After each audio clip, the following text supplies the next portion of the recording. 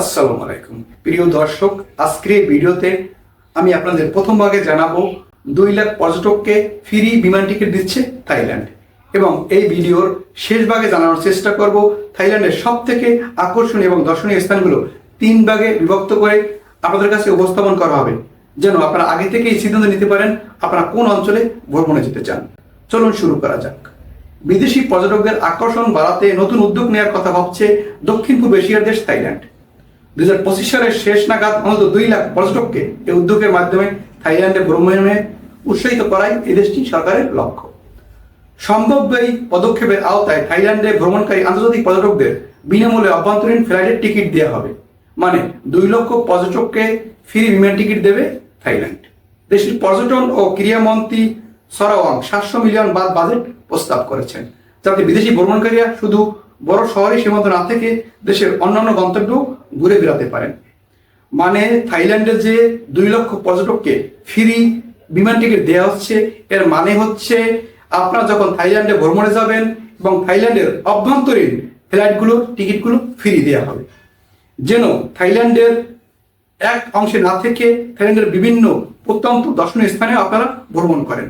এই উদ্যোগ নেওয়াই হচ্ছে তাদের লক্ষ্য। এর মাধ্যমে আন্তর্জাতিক পর্যটকদের আকৃষ্ট করা তাদের প্রধান লক্ষ্য এবং বড় একটি আয় করাও তাদের লক্ষ্য। সরকারের পক্ষ থেকে জানানো হয়েছে একমুখী টিকিটের জন্য 1750 বাত এবং রিটার্ন টিকিটের জন্য 3500 বাত তারা ভর্তুকি দেবে। এই উদ্যোগের মাধ্যমে তারা শুধু পর্যটকদের আকৃষ্টই করছেন না, এর মাধ্যমে তারা বিপুল পরিমাণ আয় করছেন। এই উদ্যোগ থেকে সরাসরি আয় হবে 8.81 বিলিয়ন বাত এবং সামগ্রিক অর্থনৈতিক প্রভাব দাঁড়াবে 21.80 বিলিয়ন বাত। এখন আমরা জানার চেষ্টা করি থাইল্যান্ডের সব থেকে আকর্ষণীয় এবং দর্শনীয় স্থানগুলো সম্পর্কে। প্রথম ভাগে আমি জানাবো থাইল্যান্ডের সমুদ্র সৈকত ও দ্বীপপুঞ্জ। থাইল্যান্ডের সৈকত বিশ্বজুড়ে ভ্রমণকারীদের জন্য অত্যন্ত জনপ্রিয়। ফুকেট, কিরাবি, কোহ সামুই এবং কোহ ফিফি দ্বীপগুলোতে নানা রকম সাদা বালির সৈকত রয়েছে।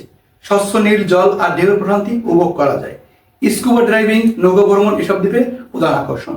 মানে আপনি যদি সমুদ্র ভ্রমণ বা তিব্বতে যেতে চান, তাহলে অবশ্যই আপনাকে ফুকেট বা কোহ ফিফি দ্বীপে যেতে হবে। সেখানে আপনি প্রাকৃতিক সৌন্দর্য উপভোগ যেমন করতে পারবেন, তেমনি সমুদ্র সৈকতও দেখতে পাবেন, সাথে স্কুবা ড্রাইভিং এবং নৌকা ভ্রমণ তো থাকছেই।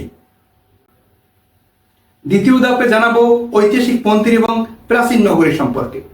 থাইল্যান্ডে শত শত মন্দির রয়েছে যা ধর্মীয় ও স্থাপত্য সৌন্দর্যের জন্য বিখ্যাত। ব্যাংককের ওয়াট শো সাহিত্য যুদ্ধ মন্দির ও ওয়াট আরুন অসাধারণ শিল্পকর্মের নিদর্শন। মানে থাইল্যান্ডে যে শত শত মন্দির রয়েছে দেখার জন্য, তবে তার মধ্যে বিখ্যাত হচ্ছে ব্যাংককের ওয়াট ফো এবং ওয়াট আরুন, এ দুটি আপনারা ভ্রমণ করতে পারেন। এছাড়া প্রাচীন রাজধানী আয়ুথা ও সোকোথাই ধ্বংসাবশেষ থাইল্যান্ডের সমৃদ্ধ ইতিহাসের সাক্ষী, যেখানে এখনো ভ্রমণকারীরা অতীতের রাজকীয় আবহ অনুভব করতে পারে। মানে থাইল্যান্ডের যে পূর্বের রাজধানী ছিল, সেটিও একটি ঐতিহাসিক স্থান হিসেবে ভ্রমণের জন্য দর্শনীয়। শেষ ভাগে জানানোর চেষ্টা করব প্রাকৃতিক সৌন্দর্য ও পাহাড়ি অঞ্চল। চিয়ং মাই ও চিয়ং রাই এবং উত্তর থাইল্যান্ডের পাহাড়ি অঞ্চল প্রকৃতিপ্রেমীদের জন্য এক অনন্য অভিজ্ঞতা। এখানে পাহাড়ি গ্রাম, চা বাগান, জলপ্রপাত, ট্রেকিং পথ এবং বন্যপ্রাণীর অভয়ারণ্য রয়েছে। মানে আপনি যদি প্রাকৃতিক প্রেমী হয়ে থাকেন, তাহলে এই প্রাকৃতিক সৌন্দর্য দেখার জন্য চিয়াং মাই এবং চিয়াং রাই যেতে পারেন। সেখানে আপনি প্রাকৃতিক সৌন্দর্য এবং পাহাড়ি অঞ্চল উপভোগ করতে পারবেন, সাথে জলপ্রপাত, চা বাগান তো থাকছেই। এছাড়াও সেখানে রয়েছে বন্যপ্রাণীর অভয়ারণ্য। এছাড়াও পাহাড়ি উপজাতিদের সংস্কৃতি জানারও সুযোগ রয়েছে এই প্রাকৃতিক সৌন্দর্য পাহাড়ি অঞ্চলগুলো থেকে। এখন দর্শক, আপনারা ঠিক করুন আপনারা কোন অঞ্চলে যেতে চান, আর অভ্যন্তরীণ ফ্লাইটের টিকিট তো ফ্রি থাকছেই। তাই শুরু করুন এখনই আপনাদের যাত্রা, সুন্দর হোক আপনাদের ভ্রমণ। থাইল্যান্ড সরকার যে উদ্যোগটি নিয়েছে, বাংলাদেশ সরকার এরকম একটা উদ্যোগ নিতে পারে। বাংলাদেশ সরকারও যদি অভ্যন্তরীণ বিমানের টিকিট ছাড় দেয় বা ভর্তুকি দেয়, তাহলেও বাংলাদেশে অনেক পর্যটক আসতে পারে, এর সম্ভাবনা রয়েছে। কারণ বাংলাদেশেও সব থেকে বড় সমুদ্র সৈকত কক্সবাজার রয়েছে, কিন্তু আমাদের অভ্যন্তরীণ নিরাপত্তা ব্যবস্থা বেশ ভালো নয়। এখানে চাঁদাবাজ, ঠকবাজ, বাটপারে ভরা।